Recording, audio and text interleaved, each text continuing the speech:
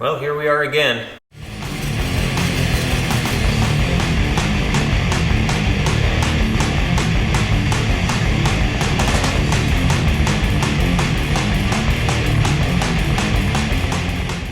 Alright, we're back for part 6, I think. You might notice a few new parts here in the pile. All along I've been saying I'm not going to mess with the brake rotors, brake pads, because they've been replaced not too long ago. I finally got tired of looking at how rusty they were. There was kind of some uneven wear. It's not that expensive, so I have new rotors, new pads. I don't have any reason to believe there's anything wrong with the calipers, so even though they're rusty and ugly, I'm just going to reuse them. But I am putting new rotors, new pads, and the rotors are allegedly coated to prevent them from rusting out. I guess we'll see. If there's any test, it's going to be having a winter car in Iowa. Other than that, I don't think I really have anything else to say. It's only 1 week from when the last video was put up, so not much has happened besides that. I'm just going to go on time lapse and start putting stuff back together. My parts that are hanging up and drying should be dry, so here we go.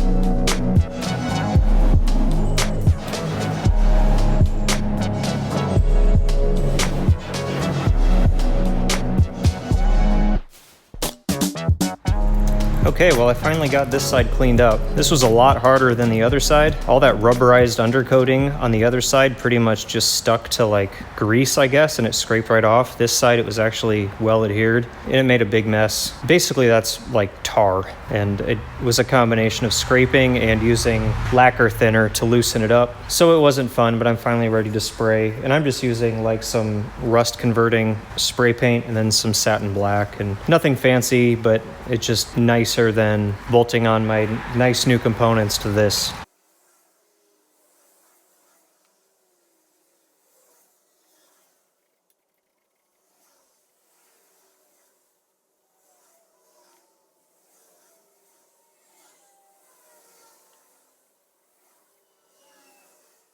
You might notice I didn't mask anything off. That's because they didn't mask anything off the previous time they painted anything. If I masked it off, there would still be overspray from the last time, so it would still look like there was overspray, so what's the point of masking it off again? I'm gonna let this dry, come back, hit it with satin black. You don't need to wash paint dry. We'll see you in a bit.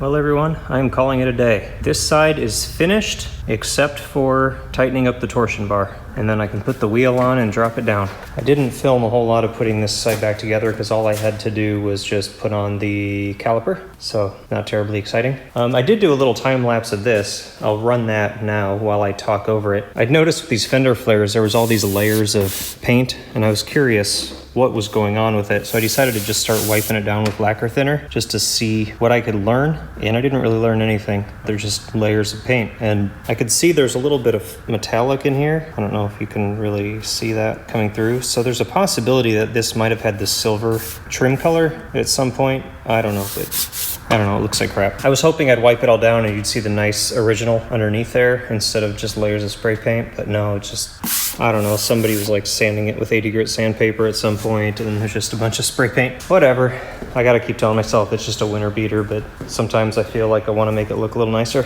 All right, here's my satin black frame. This will just have plenty of time to dry now, and then when I come back out next weekend, it'll be totally cured and ready to put together. And this This side should go more smoothly because I've already got some practice. Here's my very small pile of parts. And then here's my sway bar. And I got my whole tie rod assembly already pre-assembled. All the castle nuts and the cotter pins and everything put together. So hopefully I can slide that whole assembly in and then just put in those bolts, put in that nut, and then the 2 tie rod end bolts and the shock bolt, and it's done. And then I don't have to worry about all those little individual nuts while laying under the truck. But we shall see. That's kind of where things sit for the day. And then I get to do my heater core.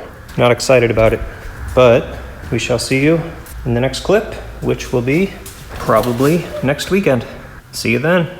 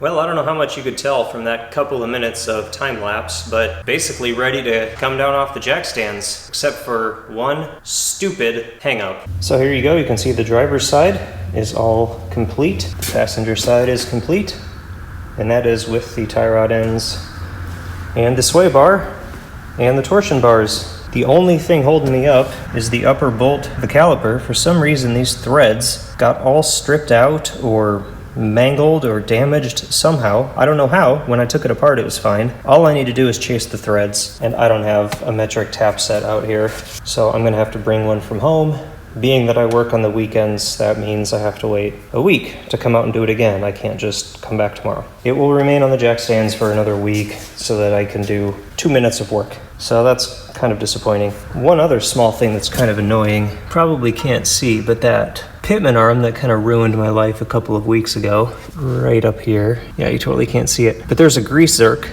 that screws in right there, and brand new from the factory, that grease zerk will not screw in there. It screws in what seems like tight and then it just falls out. So the threads are apparently, I don't know if the hole they drilled was too large and then the tap didn't bite, or if they ran the tap in too far, or maybe the grease zerk itself, the threads are bad, so I just need a different grease zerk. I'm not sure, but it's kind of annoying, and obviously I'm not going to take that all apart again. So I'm gonna try bringing a different zerk, see if it grabs. If not, I'm gonna do the old trick of wrapping it in a couple wraps of thread tape and see if that makes it grab. I'm not gonna get too crazy about it. I just want it in there so it doesn't get full of road debris. But basically done. I think I'm gonna cut this video off. I'm gonna try to get in a trend of doing shorter, more frequent videos. So the next one, you're gonna have to see it come down, and then I'm gonna do the heater core. But it sure looks nice having a suspension again. You can just tell by eyeballing it how terrible the alignment is. So it will be going to the alignment shop. It's gonna be an interesting drive, pulling out of the driveway onto the highway.